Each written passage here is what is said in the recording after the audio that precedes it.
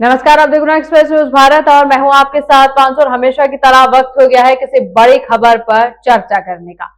आज हम जिस खबर पर चर्चा करेंगे कहीं ना कहीं वो उसके बाद आपको सोचने के लिए मजबूर कर देगी और मजबूर होने की बात पक्की है। देखिए, बात यह है कि स्वर्गीय मुलायम सिंह यादव और मायावती पर बहुत समय पहले अभद्र और आपत्तिजनक टिप्पणियां की गई थी।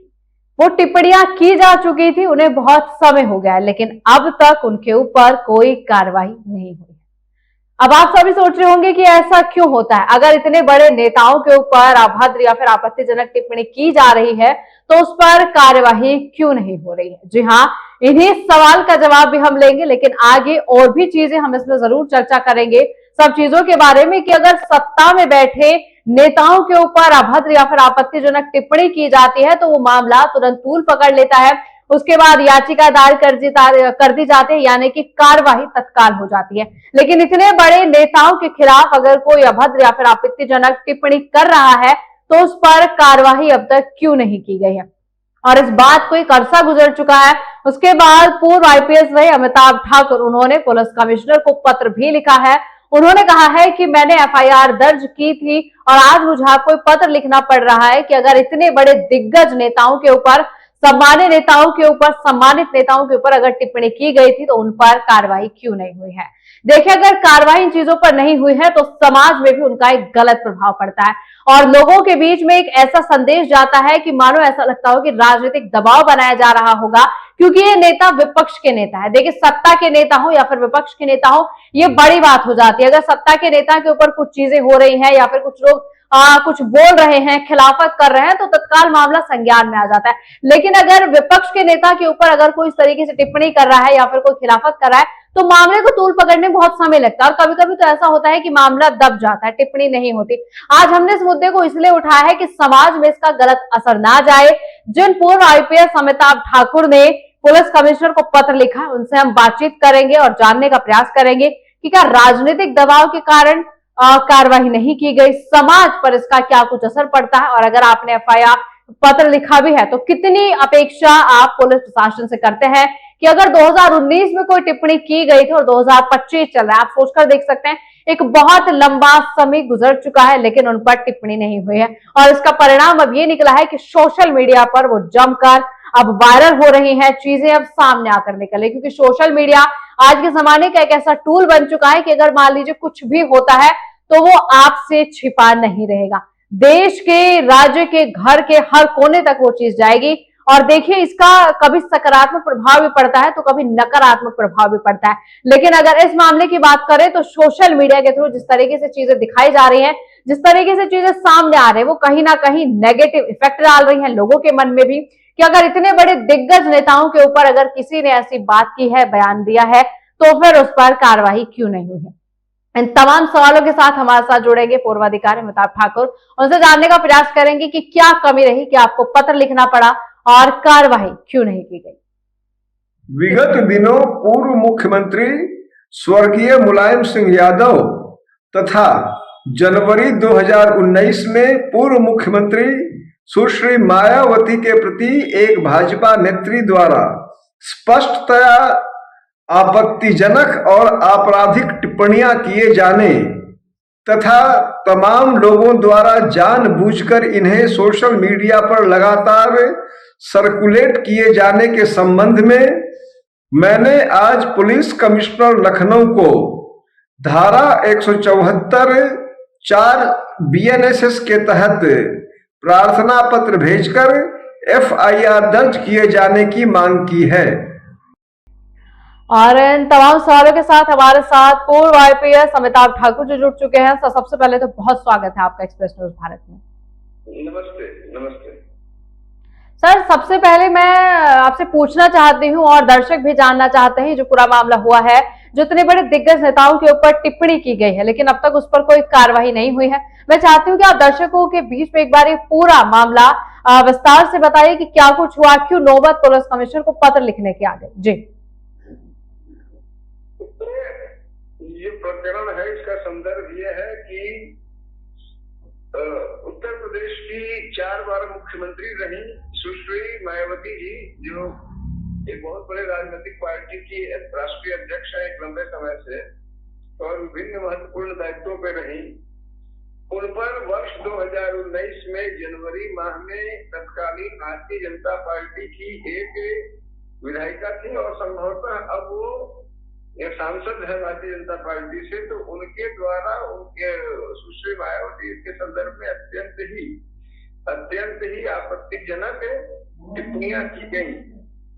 लेकिन यह कष्ट का विषय रहा कि उन टिप्पणी इसी प्रकार से विगत दिनों पूर्व मुख्यमंत्री 3 बार यूपी के मुख्यमंत्री रहे, देश के रक्षा मंत्री रहे स्वर्गीय मुलायम सिंह जी को लेके अयोध्या के एक महंत ने स्पष्टतया घोर आपत्तिजनक आपराधिक टिप्पणी की। यह सबके संज्ञान में है। कष्ट का विषय है कि मेरी जानकारी में अब तक FIR निशान नहीं हुआ और हुआ भी है तो उसमें कोई कार्रवाई नहीं हुई है।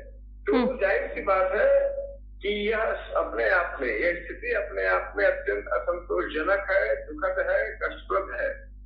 मैंने इसके मद्देनजर कल इंस्पेक्टर गोमती नगर को एक लिखित शिकायत भेजी थी। धारा 173(1) भारतीय न्याय संहिता के तहत जो नई धारा IPC की जगह बनी है FIR के लिए, लेकिन उसमें अब तक कोई कार्रवाई नहीं हुई।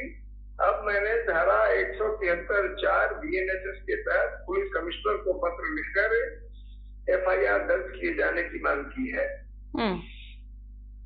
ठीक है अमिताभ जी, क्या लगता है आपको, आपने जो पत्र लिखा है, आपने कोशिशें की हैं अपनी तरफ से, क्या इसका परिणाम आएगा?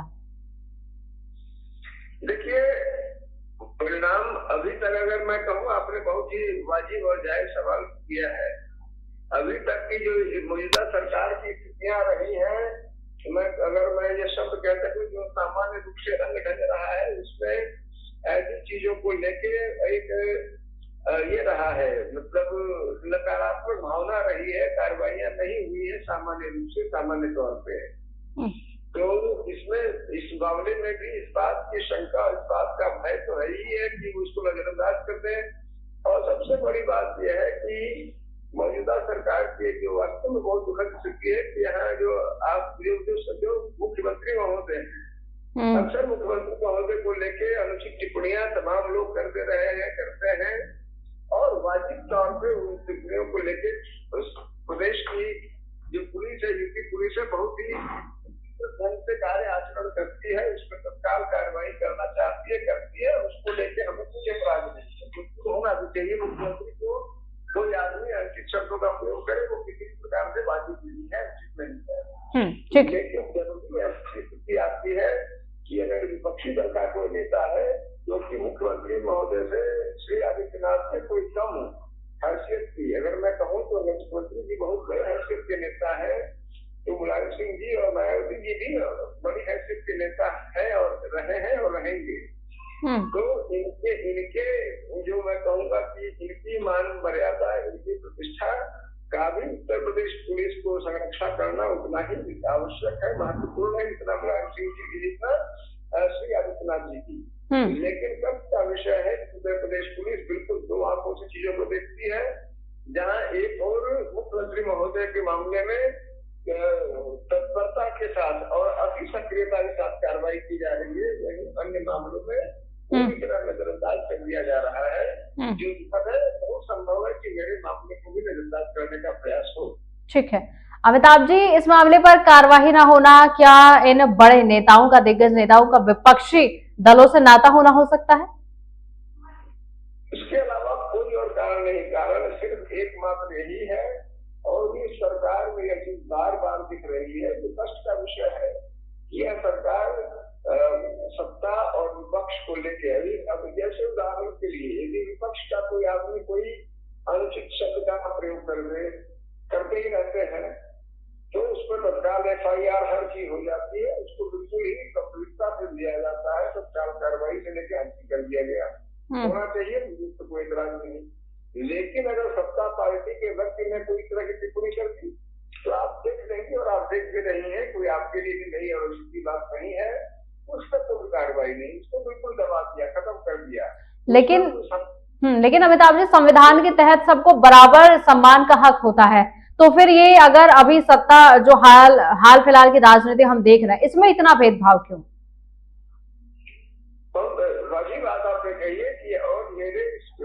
मैंने जो भी ये दिया है, याचिका की है, उसका उद्देश्य ही यही इस बात को लाना है और इस बात पर बल देना है, इस बात को सामने लाने का प्रयास करना है, जो बात आपने अपने शब्दों में बहुत ही अच्छे ढंग से कहा है कि सत्ता और विपक्ष में इतना भेदभाव क्यों और दोनों को इतना अलग अलग तरह से देखने का कारण और आधार क्या।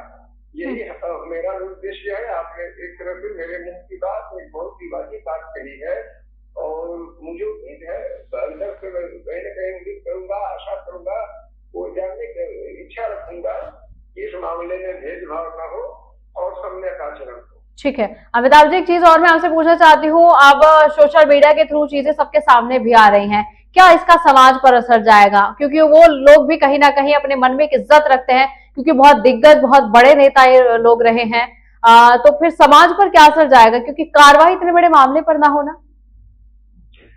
लेकिन समाज को इस बात पर विचार करने की जरूरत है कि क्या वो यह स्वीकार करेगी कि कोई अगर उनकी पार्टी का नेता नहीं है, विपक्षी पार्टी का नेता है, तो उसको कोई भी व्यक्ति कुछ भी कहते। और मैंने इसमें एक और बात कही, अपने एफआईआर में भी कहा है, आपके समक्ष कहना चाहूंगा कि यहाँ अभी विपक्ष के बाद भी यहाँ प्रश्न मात्र इन नेताओं का नहीं है, प्रश्न मेरा और आपका है। आप और हम तो आम नागरिक हैं, लेकिन मैं आपसे जानना चाहूंगा और स्वयं से पूछूंगा, क्या मेरी या आपकी प्रतिष्ठा किसी की प्रतिष्ठा से कम है?